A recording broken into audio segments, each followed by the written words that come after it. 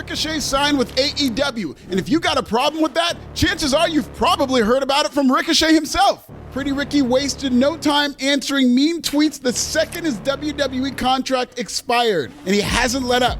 In fact, Samantha Irvin seems to have caught Clapback COVID because she's in these streets too. For more on that, check out this prequel from last week. Ricochet is chasing down every negative comment he can find. And one of his latest tweets is so wild, you're gonna have to subscribe in Swahili to hear all about it. Big Trev is clearly frustrated with his WWE run and all the fans who are turning on him. As a result, he's meeting the trolls where they are. But is this the right career choice for the talented star in transition? Will the success or failure of Ricochet's AEW run lead to more petty tweets? And could joining a top stable be his saving grace? You subscribe in Swahili yet? Yay! Ricochet created buzz for himself internationally, where he built a fan base with his supreme athleticism. This gave way to innovative matches. Ricochet spent years paying his dues in PWG, Dragon Gate, and New Japan Pro Wrestling. In 2014, he appeared on the Lucha Underground as Prince Puma. Though the show faded after a hot start like Rampage, Ricochet showed well as a main character.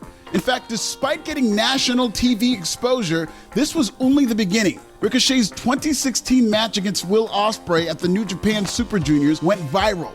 It was everything the IWC loved just as much as old school wrestlers hated it. It was like THC for tape traders because them nerds got higher off that spot than Ricochet and Ospreay did.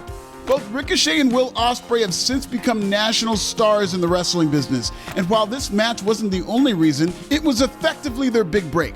In 2018, Ricochet arrived in WWE at the height of NXT's Black and Gold era. Pretty Ricky was set up with the NXT stimulus package, one that led to main event runs for fellow indie darlings Sami Zayn, Kevin Owens, Finn Balor, Bayley, and Paige.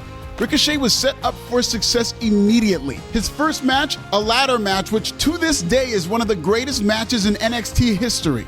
In a feud against Velveteen Dream, Ricochet stuck the landing of a somersault to the outside, and this was just during a TV promo. In possibly his most memorable moment in NXT, and in hindsight, his whole WWE run, Ricochet took a super kick from Adam Cole in the middle of a moonsault. Spectacular. Mans was ready for the main roster, and WWE didn't wait long to call him up. But the main roster is hit or miss. No matter who you are, who WWE thinks you are, who WWE wants you to be, or how well you do in NXT.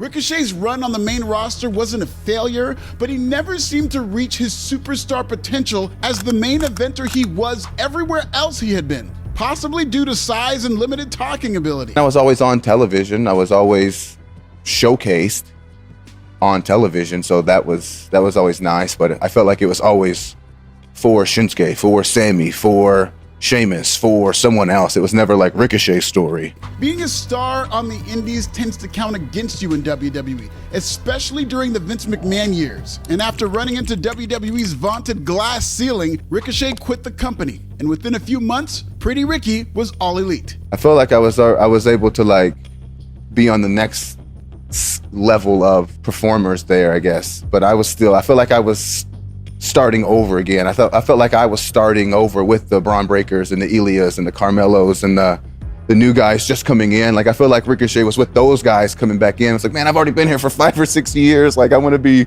doing something else, you know? In a recent Twitter poll, Ricochet asked his followers which version of Ricochet they liked best. Ricochet in trunks, Ricochet in pants, Ricochet in long tights, or change it up. Long tights took it, but it's clear which version of Ricochet likes best, and that's Twitter Ricky. Ricochet bet on himself and bounced to All Elite Wrestling. Love that for him. The grass is greener in Jacksonville, but nobody's in charge. In AEW, Ricochet is like a child of divorce, and Tony Khan is the stepdad with visitation rights who lets the kid drink beer out the fridge. When there's no adult in the room, you gotta take it upon yourself to be a professional, because Tony Khan's idea of professionalism is a grammatically correct tweet calling someone an asshole. For the most part, Ricochet has been a pro.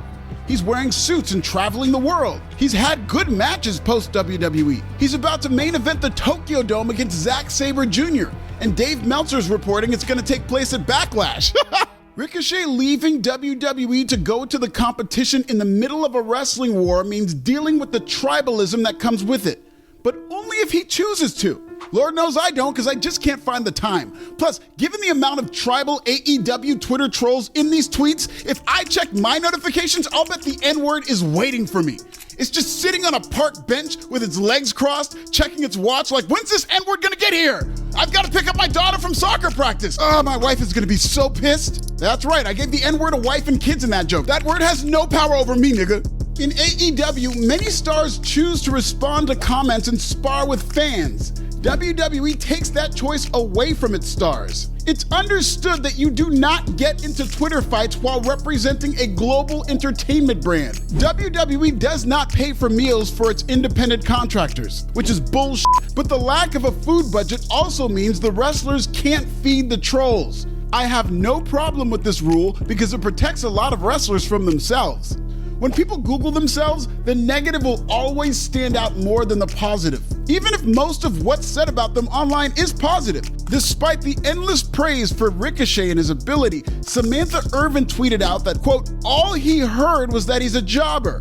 If that's the case, Ricochet was ignoring all the positive tweets about him, which is a tragedy. Pro wrestling is a vanity business. Don't ask me how I know, but these stars read everything that's said about them. But WWE is a no-sell business. WWE superstars are paid to act like superstars and not give any Twitter agitators the time of day. Tony Khan has a different philosophy. WWE is the no-sell company, while AEW sells everything, except tickets.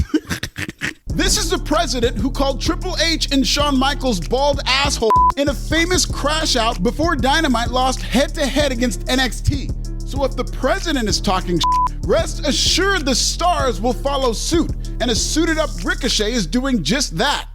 In response to a fan telling Ricochet to put the phone down, something he probably should do at this point, Ricochet said, "Suck my dick." Hilarious. Honestly, I laughed my eggplant emoji dick off reading this. Made me think of G.I. Jane. Master Chief? Lieutenant? Suck my dick. Timberland, you want in on this? Yo, this Timberland. Tell him I said suck my dick. Hey, yo, New Jack, talk to these niggas. Suck my dick. It's like telling people to suck your dick is a side effect of alopecia.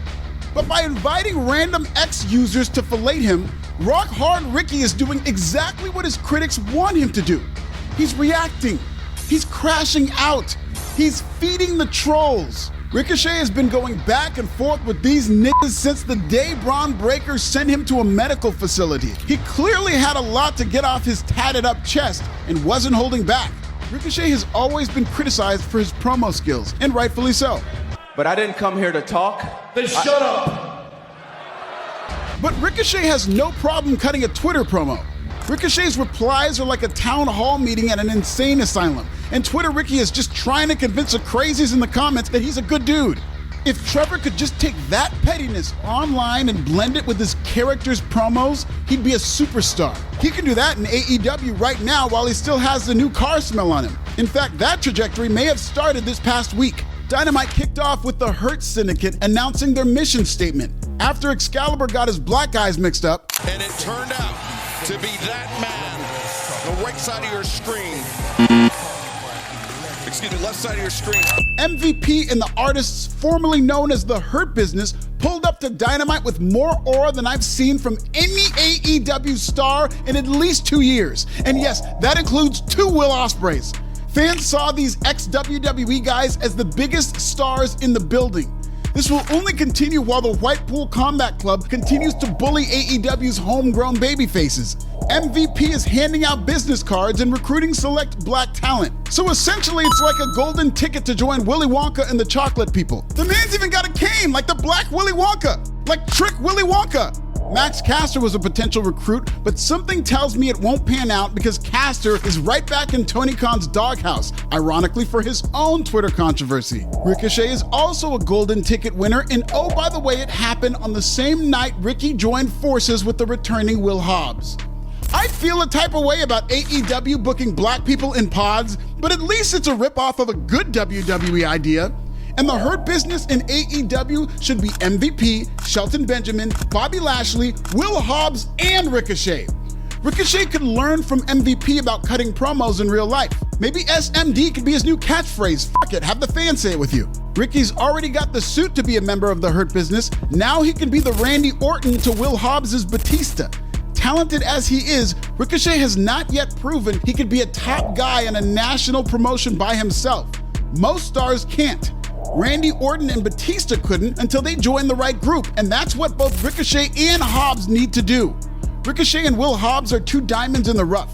By rubbing elbows with former WWE guys who are seen as bigger stars, they both can become main eventers. By doing so, AEW will have used former WWE talent in the right way, not to rely on nostalgia, but to create new stars, to realize Ricochet's untapped potential. Ricochet can do whatever he wants online. Every AEW star can under Tony's stepdaddy. And if you're getting paid for that SMD talk, get it how you live. But if Ricochet wants to carry himself like a star in real life, he needs to A, quit the comments and dedicate that time to promos, B, join the Hurt Syndicate, and C, turn on Will Ospreay immediately. Who will be invited to suck Ricochet's dick next? Tell me in the comments!